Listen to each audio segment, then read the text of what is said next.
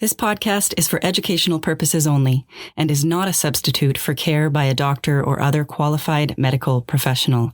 This podcast is provided with the understanding that it does not constitute medical or other professional advice or services.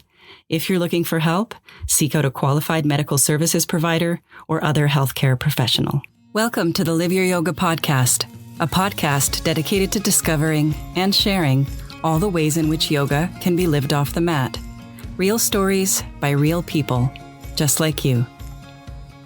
Welcome back to the Live Your Yoga podcast. I'm Salla, a yoga teacher with Your Yoga Flow online studio. And today I'm joined by someone many of you will recognize from the comments section in our classes, Jason Hotchkiss.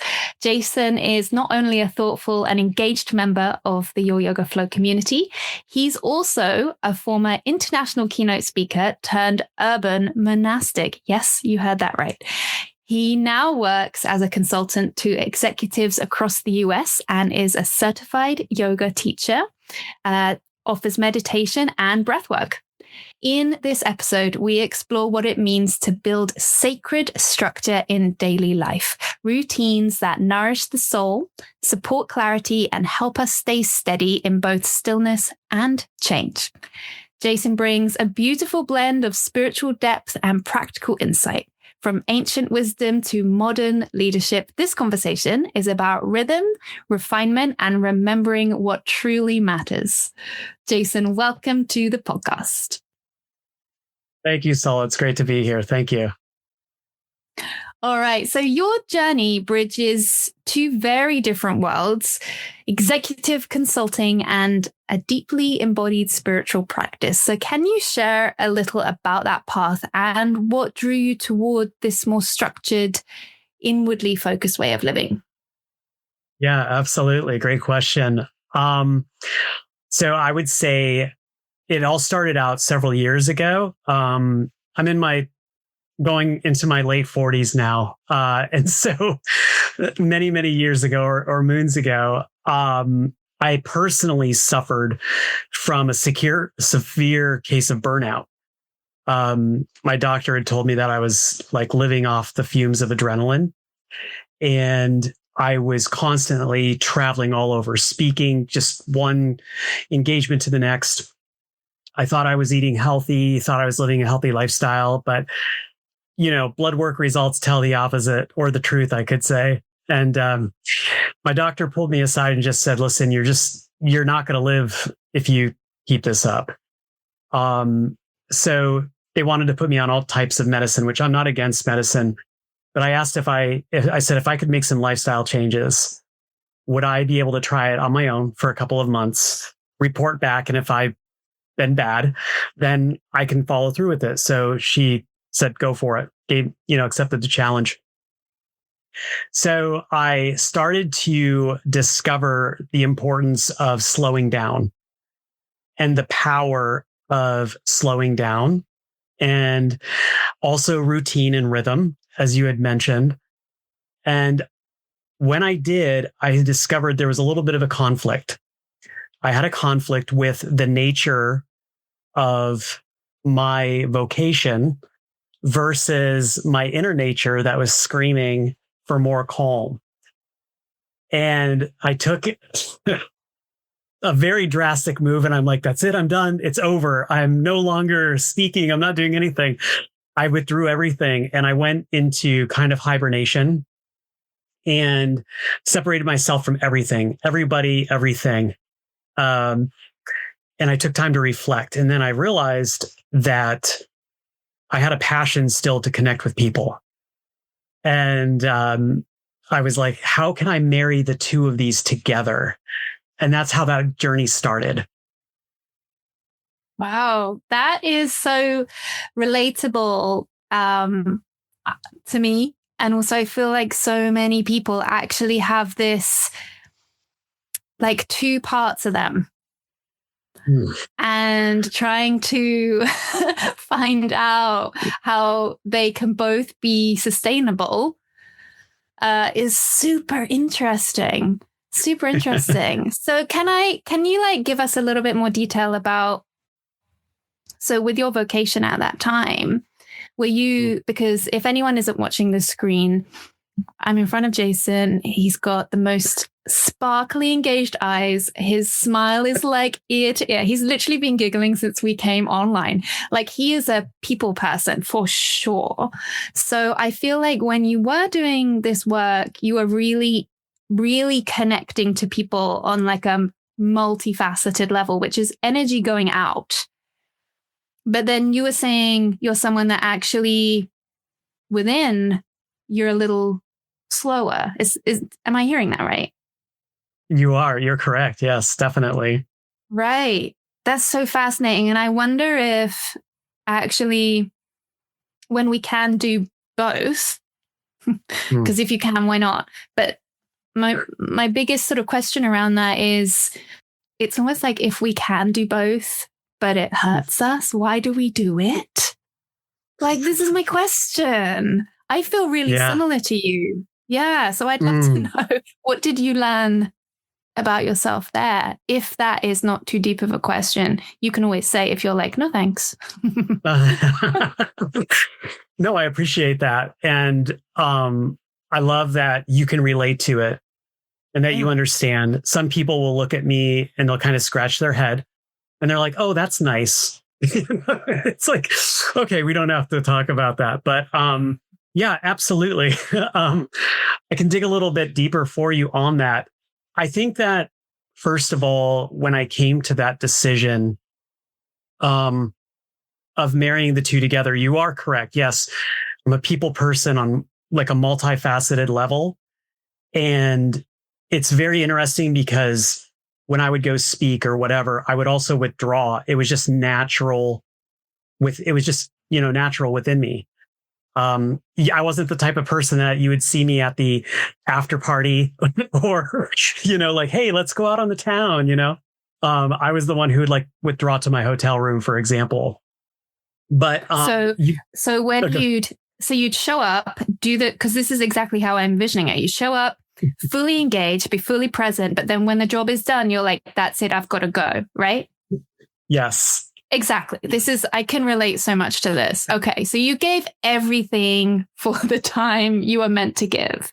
Yeah. Yeah. Yeah. Well stated. Yeah, definitely. Gave all my energy, mentally, emotionally, physically, even spiritually.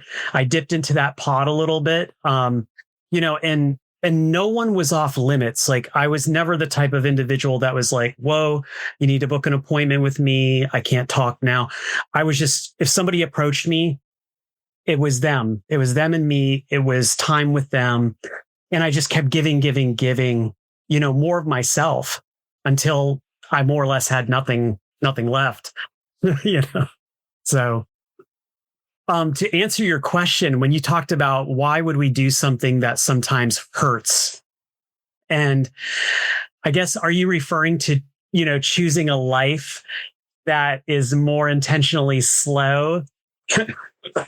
I mean, are we the same person? Because part of me is like, are we? Yeah, you already know what I'm thinking. Why do we go into a vocation that feels so natural? And I mean, let's be real. I feel like we and the listeners are multifaceted in the way that we view life. So we understand like the mechanics of childhood, dynamics, choice, passion, creativity. Like, there's a whole weaving which gets us to a certain place. And then we start to get to choose the more aware we become about what's really going on. So I don't think we need to delve into that bit so much, because I feel like our listeners are aware of that. But there is still this really interesting question that, even though we may be aware of dynamics which have brought us to a certain career in younger years, or maybe one event shaped us and it's brought us there, it's interesting how there's naturally still a passion for it anyway, even though we may have done some therapy to understand if there's like some wounding and that's why we ended up there. But actually underneath that, there's still a passion for it. And that's not the wounding or the experience. That's genuinely who we are. Yes. Or at least in my experience, that's how I'm coming at it from. So yeah, the question is kind of like, how do we still end up there, even though it can still hurt us a bit, Because I think boundaries we do learn eventually. And we sometimes learn it the hard way. So I almost don't want to be like, oh, it's because we didn't have boundaries. Like, we learn those. Oh, absolutely. Yeah. So my question is really like, it's so interesting how the vocation itself takes us there, but still we're like, oh, yeah. Right. Yeah. I think I discovered a while ago, because even when I ran from it, I totally pulled away. I came to a realization, I went through the process of wounds and dealing with all of those things like we mentioned, which are very important. But there came a point where it was like a crossroads. And I discovered that a lot of times what we get freedom from is often what we're called to actually help others get freedom from. Hey, and when I had that realization, I was actually kind of mad with myself. So, I'm like, no, we're not. Nope, not going there. Not going down that road. And I went back down the road, but from a different perspective and a different heart, to do that. So, yeah. Yummy. I love that answer so much. Thank you. Thank you for going there with me. Thank you. Of course. So the next question is all about this term, urban monastic. And I find it so compelling as a string of two words. So what does that look like day to day, and how do you bring a sense of sacredness to ordinary life? I like that. So I'll speak from personal experience. I can't speak for others who practice urban monasticism. Although even though I have others that I know and speak with. So for me personally, it is what we would call daily rhythms. Some would call it maybe a trellis, something that, a vine that grows on. Others would call it precepts. I'm just using terms that all the listeners would understand. One thing about urban monasticism that I embraced personally was it doesn't run from the noise of society. It doesn't run from culture. We actually run to it and we embrace it from the aspect of, even though we're able to calm the inner noise, our goal is to bring presence and help others transcend the physical noise and everything that's vying for their attention. And it's not in a way of like, hey, I'm going to go out there. Let me tell you about this. It's just, sometimes it's just a matter of being present with people and listening, giving them our full attention as a form of meditation, almost, being fully present. To answer your question, on a daily basis, it's very rhythmic. Some would say discipline. So my morning is very early. If I know I'm not bragging, this is, you asked, so I'm just telling you, I'm kind of unpacking this. I usually wake up around 4 a.m. I'm up, I'm aware, and then immediately I retreat to a quiet area and I spend time doing yoga, for example. That is just part of that daily rhythm. There's a lot of meditation involved, usually about twice a day. Sometimes on the weekends, it could be longer. And then there's a focus on quiet times of like contemplation. So could be writing. It could be, I do a lot of painting. So when I paint, it's a lot of Japanese artwork, which we can touch base on at a different point if you want. So there's a lot of contemplation in the mix. Eating becomes a form of rhythm and meditation. So my goal isn't just to make something and eat it. It's all about walking through this process of what's involved in the food to washing the dishes, and then also I still work, right? As a consultant for executives, there's still a demand there. So some people often think like, oh, you probably wear a robe and you sit in a corner somewhere in a building and, meditate all day. And no, there's work and there's, associating with people. If that helps kind of break things down a little bit. Yeah.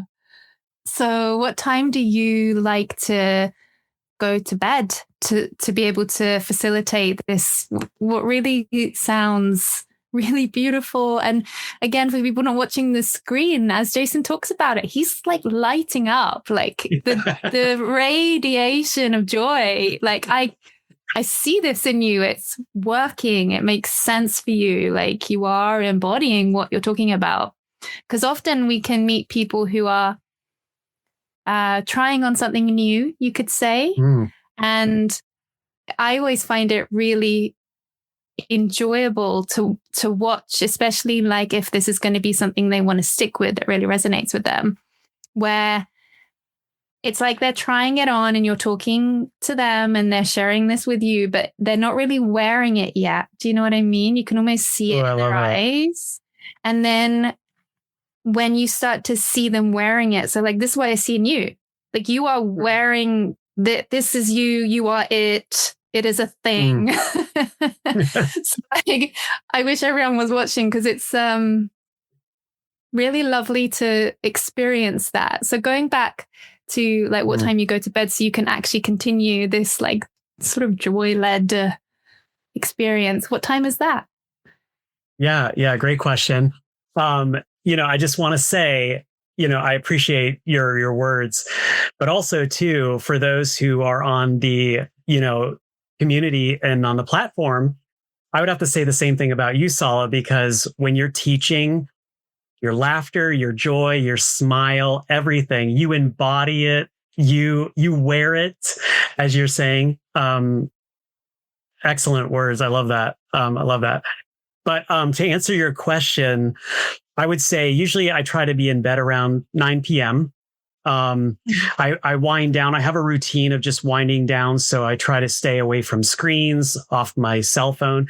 Yes, I have a cell phone. Some people would think like, oh, you don't use, it's a prime way of communication. But yeah, so I just kind of have a rhythm where I know, that, okay, it's time to begin winding down for the evening in preparation to be able to sleep and, to get the amount of sleep that's needed. Do you know, I was actually wondering if you were going to say even earlier. Yeah. So PM is. Yeah, I try to be asleep around 9 o'clock. So usually about 7:30, I'll start to wind down everything. And it sounds so funny, but like even things like how much water I consume before bed. So, so I'm not up in the middle of the night, but yeah, so I start down a little bit earlier, but the goal is usually 9.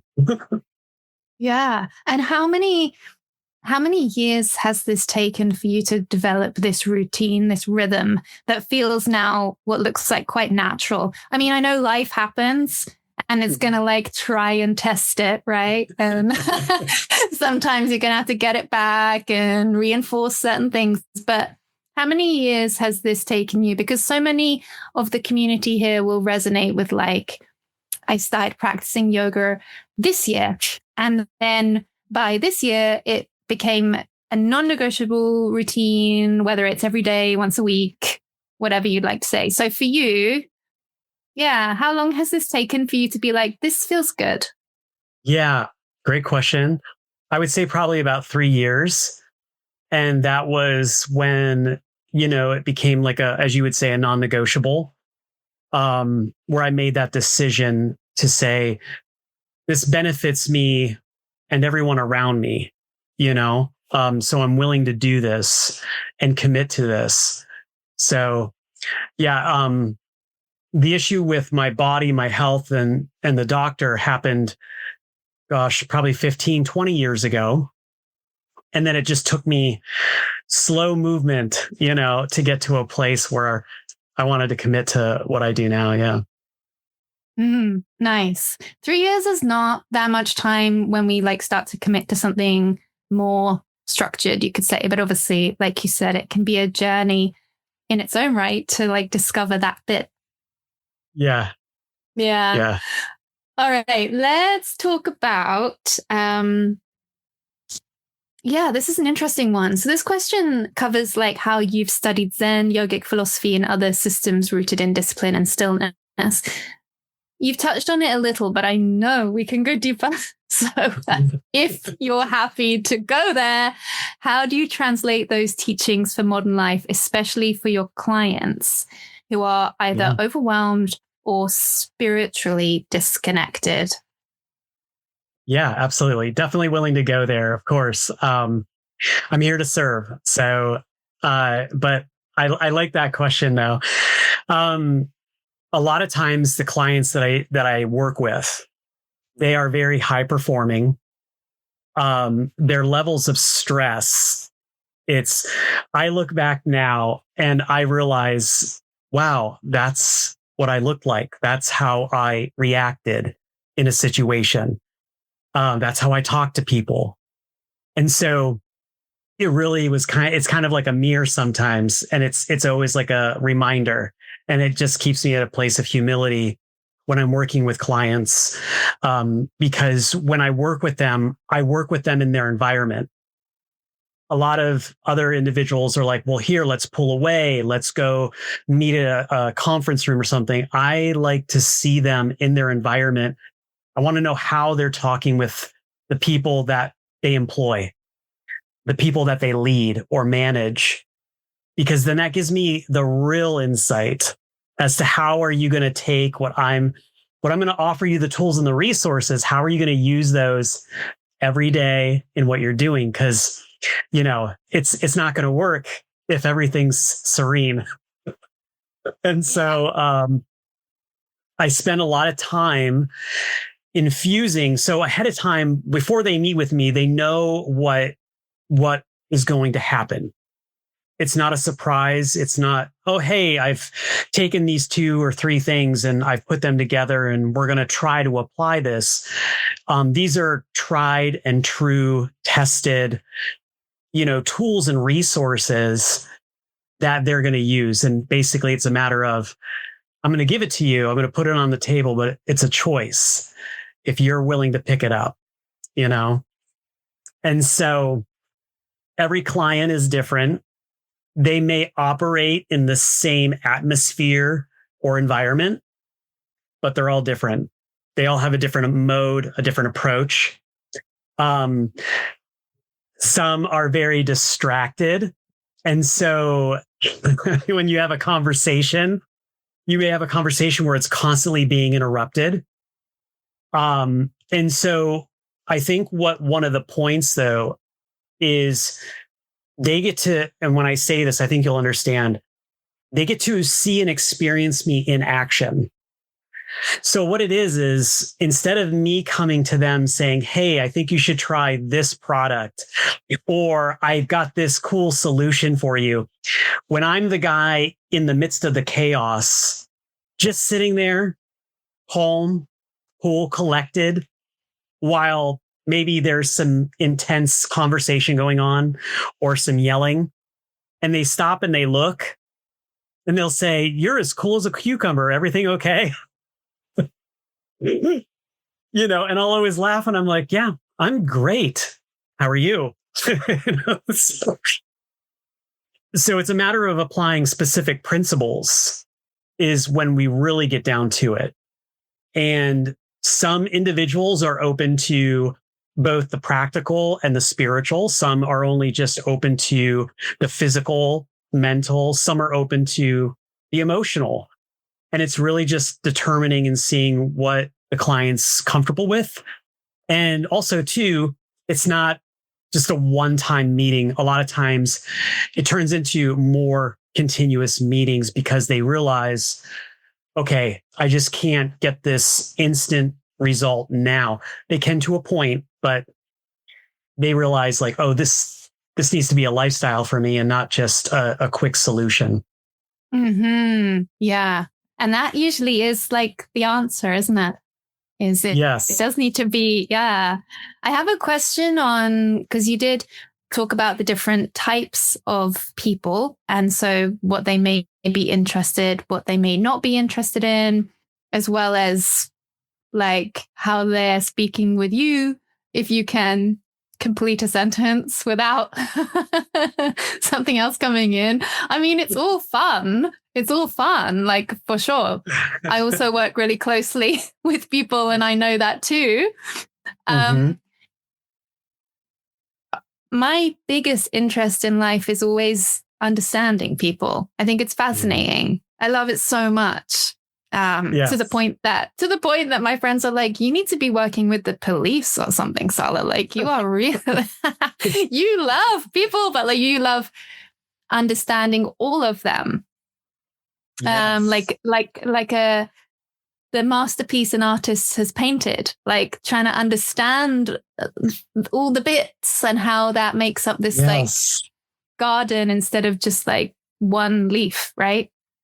Yes. So my question to you is, because I have a lot of friends who also really enjoy this type of work that you do as well. They have their different styles. So it's really nice hearing about how you do it. How do you understand people? Do you understand, because this is to do with like what you've studied, your personal interests, the paths you've taken. So for example, for you and the listeners, I'll give I'm not limited to this, but it definitely helps me understand things a little quicker. I don't make my final decision based off of it, but my interest in astrology has helped me understand the energies within people. So if they're primarily a fire person, a water person, an earth person, and then within that as well. So if we take like the earth people, Virgo, Taurus, Capricorn, for me, Taurus is like the fire person within the earth people. And then the Virgo is, right? So the Virgo is like the air person within. And then the Capricorn is the water person. So like it starts to trickle down into more detail. It never is finite because everybody is so beautifully different. But that's so I understand it through like the energies of the elements, which is where a lot of my teaching also comes in, is working. So this is just me, how I understand the world. For you, I know some people enjoy like personality types with that training, but like, tell me, how do you understand people? Yeah, I love it. I totally can relate. So I know you're well aware of Ayurveda. And I was introduced to that once I started, learning yoga. Totally fascinated. What I found very interesting was Ayurveda has these elements, right? We have fire, water, earth. And then in Japanese, we have the same elements, which coincidence? Probably not. Chinese have elements, right? I know. I mean, it's just fascinating. The planet we live on. Could it be that? I know. Right? Imagine. And so I realized, I was like, one day I was studying Ayurveda and I was like, oh my gosh, these elements match these same elements in Japanese, which I had grown up with since I was 8 years old. And so I really began to understand the different doshas, for example, when it came to Ayurveda. And I found it to be so profound that I was like, wow, here's a culture thousands of years ago were able to identify and put a name to it, a dosha or a personality per se of individuals. Because in the past, you had mentioned like personality tests. And I've done all that training and I've gone through like the DISC model and all that. And I did it and I thought to myself, this is just so robotic. It just kind of generically stamps somebody, right? And puts a label on them.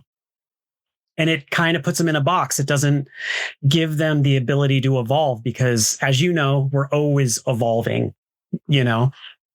And when I encountered Ayurveda and I matched the elements and I was like, oh my goodness, like this is what was happening with my understanding in Japanese and the elements there. So there was like this marriage that took place and I had this like aha moment. And what I thought of was, okay, when I meet with clients, if I can take this concept and marry this together without directly saying to them, oh, well, you're kapha dosha, you're pitta dosha, because, right, they're not going to be like, oh, yeah, I understand, but bringing it in terms that they could relate to. So when you're talking about astrology, I can relate. I understand. Do I know everything about it? No. Do I stand to learn some things? Yes. Me neither. I know very little. I just know I resonate with the elemental type. I'm like, works for me. And now my friends enough are like, to be dangerous, right? enough to be there. Like, obviously it works for me in such a convincing way that my friends are like, Salla, what's going on with the astrology? I'm like, I don't know. I love it. Oh, that's great. Oh, it's just so natural, you know? So yeah, but to answer your question, and I think too, and it depends also too on the listeners and how far they're willing to understand, but also there's, you know, a lot of intuition involved, you know, when you can understand the energy that other individuals are, you know, releasing basically. Because a lot of times if we don't realize it or know it, we can leak LEAK out energy, right? And our feelings and our thoughts. If we can do it intentionally when we connect with people, right? Or we can do it unintentionally without realizing it. And so being in environment corporately a lot, there's a lot of unintentional releasing of energy. And you can pick up on it pretty quick, you know, when you're intuitive. Now, does that mean like you're always right all the time? Well, no, because we're constantly growing, you know, and we're constantly learning, right? But to go with what you were talking about, and to answer that question in a long roundabout way, that's how generally I would function. So. Right. Yeah, that's beautiful. That's beautiful. What do you reckon about our intuition? And I've become very aware that sometimes our intuition can be a little clouded if we ourselves are not clear.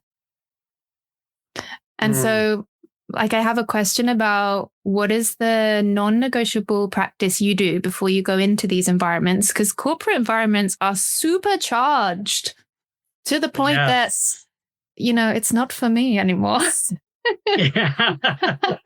Believe me, there's days where I just walk away and I'm like, oh, I need to reconsider. Yeah, it's like, whoa. Yeah. So to make sure you are clear, what is something you like to do in terms of a practice, a mantra, whatever it is before you go in? Yeah, definitely. Great question.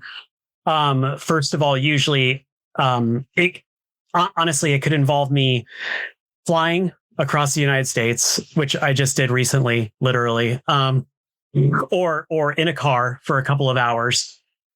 But regardless, before I get to that destination, there's a couple of things. One, I don't touch my phone. I'm not looking at my itinerary. I'm not talking to anybody, texting, nothing. And the reason for that is because I don't want to jump from one per se meeting to another meeting and not be able to transition properly into the moment and have all of the prior lingering, you know, at the forefront of my mind and clouding, you know, what I'm about to go into. So I make sure, one, I'm not on my phone. And usually like meetings are confirmed and everything beforehand before I get there. So that's not a concern. The second thing too is that I make sure I operate from a place of stillness. And what I mean by that is inwardly, whether I drive to the location of the client, or if I'm taking an Uber, to get there to meet the client, you won't find me engaging in conversation or talking or listening to music or anything like that. I'm entering into a place of stillness. And the reason for that is, one, to have clarity, and then two, to be fully present when I arrive. And the third thing is, because you were saying how the environment can be very charged, right? It's like walking into the lion's den. You're on high alert and you don't know if you're going to be devoured. And I'm not saying that like corporate is like that, but there's so much happening in a corporate setting. So it's very easy to, if you're not in a place of stillness and you're not focused, and also if you're not guarding or keeping a lock on your intuition, your feelings, your emotions, right? If you're not, you can be somewhat offended, because somebody could just simply be snappy. Well, what are you here for?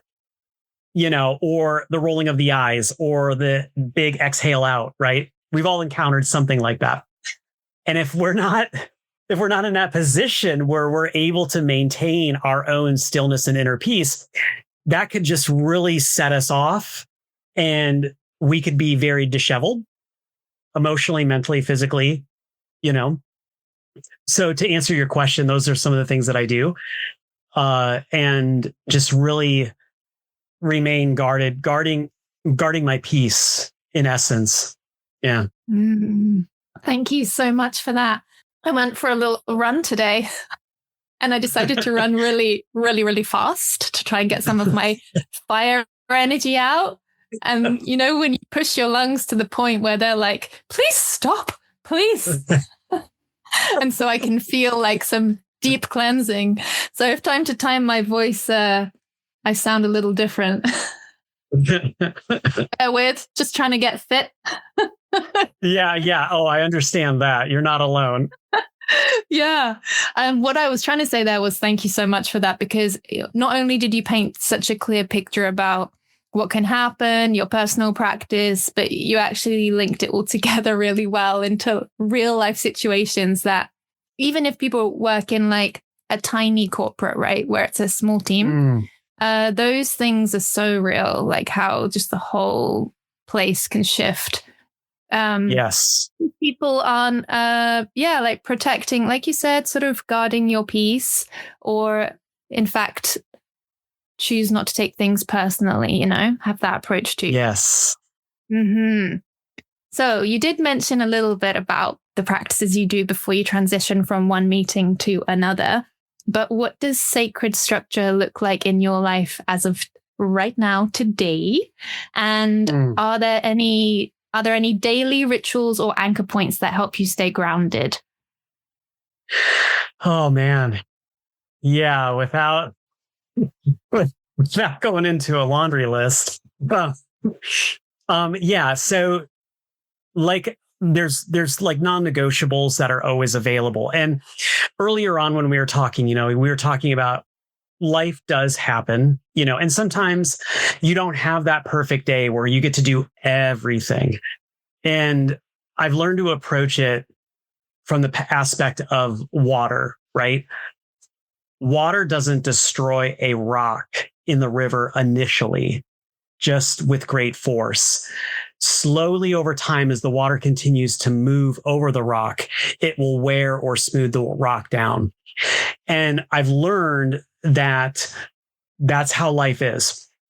I can choose to be like water and just continue to little bit every day. It doesn't have to be a big, massive move or push. It's just little micro moments. And that might be, for example, if, grounding exercises per se, aside from like grounding our feet physically, but for our listeners, I wanted to correlate the difference. But when it comes to grounding ourselves, or like me grounding myself daily, sometimes it's found not so much in the big moments like, oh, I'm going to do 20 minutes of meditation, because sometimes you miss that 20 minutes of meditation due to a meeting running over. So it's a matter of embracing the micro moments and creating a rhythm of micro moments intentionally. So maybe a micro moment may look like, I'm not going to be on social media for the next hour, and it's going to be okay. Or I'm going to put my phone on do not disturb for the next 10 minutes. And I can't meditate right now, but what I can do is I can put my phone on do not disturb. And I used to get bent out of shape years ago. I would be like, I need to do yoga at this time, and I need to meditate for this much time in the day, and I need to be able to do this. And I realized that I was trying to be explosive. And I thought that the more I could knock off my to-do list, the more I was accomplishing, or the better I was becoming. And all I was doing was wearing myself down even more. And so today, anchoring, there are days like today, I'll be honest, today, like I was able to have two 20-minute sessions of meditation today.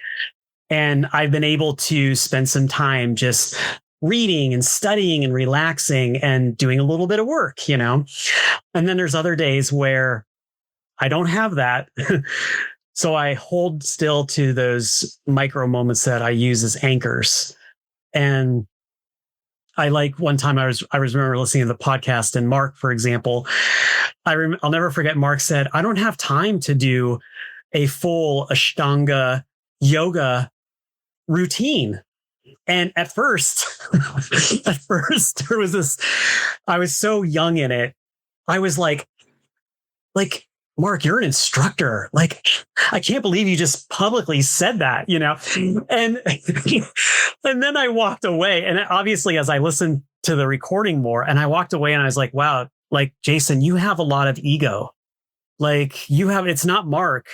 It's you personally. You have a lot of ego. Like, you think, you know, but there was wisdom in what Mark said. And I realized that sometimes just the anchor, maybe I can't do 30 or 40 or an hour of yoga, but I can do 5 minutes of yoga, or I can do 10 minutes of yoga, you know, and it can be just as effective as doing 60 minutes. So that's like an anchor for me as well.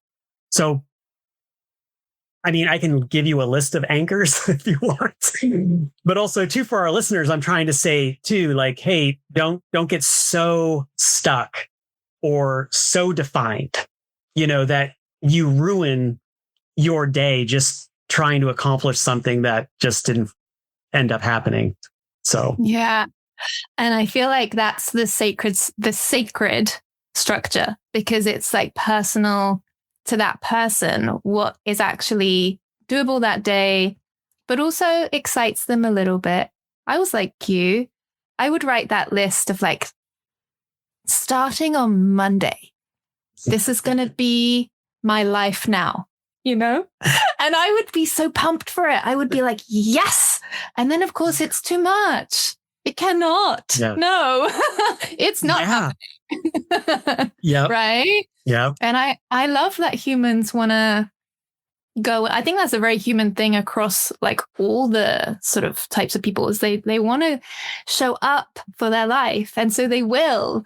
They'll go on the organic diet all of a sudden and sign up to the spin class at 6 a.m. and decide that, you know, that sort of thing. I love that people show up for themselves. And I love that you talked about ego in that, because that is also ego. The like prove to yourself, myself, oneself, that we can show up, right? That extra sort of like, come on, then. If you want to do it, show me. And then we get sad. We get so sad when on the Tuesday we're like, wow, I didn't even wake up at the time I wanted. I don't know what you're talking about. I know. So I personally love your social media because you talk about that a little bit, about making it like real. And that's what I feel is what the word sacred is here, because that's always to do with what's sacred to the person. So that was fun to talk about that. I love real. Well stated. Real, I love real. It's like my favorite thing. Yeah. Yeah. Thank you for sharing that. Of course.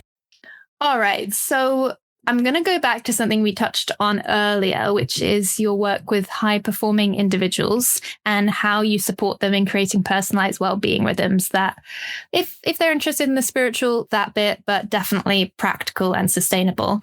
The question is around why that balance is so important for long-term alignment. But something I wanted to bring back in was when you were talking about how sometimes this is emotional for them. So and that can come from outside of the workplace, like their home life, right? Yes. And I always find that layer like another layer, which is obvious, but because there's work-home boundaries especially in the corporate, and I know we're getting better and better at trying to look holistically at somebody in a workplace and be like, you are not a robot, you are human. If you're having stress at home, that is going to show up. And then obviously the right care is there. But when you're working with these people and that shows up, tell me. Yeah. I like how you mentioned about layers. That's something that I actually usually discuss with them. And a lot of the times when, because I'll be asked, and it's like, well, why do we need to practice breath work? Or why do you want me to do this 2-minute meditation? And so I'll explain to them that there are layers, that you have layers. And, we use the age-old idea of an onion, right? But we have layers all the time that we have from home life, that we have from relationships, from our past. There's things that trigger us and cause us to maybe lash out, right? Or talk to the employee or the team member in the fashion that wasn't maybe our intention. But because it's there, it's part of that layer. And so one of those areas is that I always talk about is addressing those layers as individuals. And the reason why it's so important to speak to the wholeness of the individual is because I've noticed over the years, we try to separate when it comes to leadership. We're like, oh, this is leadership, so it'll go in this box. And management will go in this box. And mental will go in this box, and emotional will go over here. And we think that we can be good leaders just by shutting all of the rest of it off and then just leading people. And when I started consulting with executives, I started to realize everything kind of blends together and it gets a little messy, right? So we can't separate the emotion or the mental, the spiritual or the physical as much as we want to. And maybe we try really, really hard to. It's almost impossible. And so when I work with clients, I work to focus on all of those areas in a balanced way. And we get to it as time goes on. It's kind of like a little bit of a chiseling. Like I was with a client yesterday and we were talking about a physical aspect of product with their company. And as I kept listening and listening and listening, I finally asked and I said, do you think it's possible that this could be a mindset that you're dealing with and it's not actually the physical product? And I'll never forget, he just sat back in his chair and it was a deep sigh. And he's like, I've never considered that. And I think you're right. So if, to keep with your question, it's like, so if I just would have been focused on, oh, well, we got to do this with your product. And how about you do this idea? Maybe we would have never had that moment of, breakthrough, right? Going through that layer. And that's it does, because it speaks to like how this is to do with the long-term alignment. Yes. Right. So if you hadn't 100%. picked that up, then they would be going forward in the same pattern and having the same door shutting, where they're like, why can't I open this door? This is my door. I want to open it. Yeah. And the frustration just builds. Right.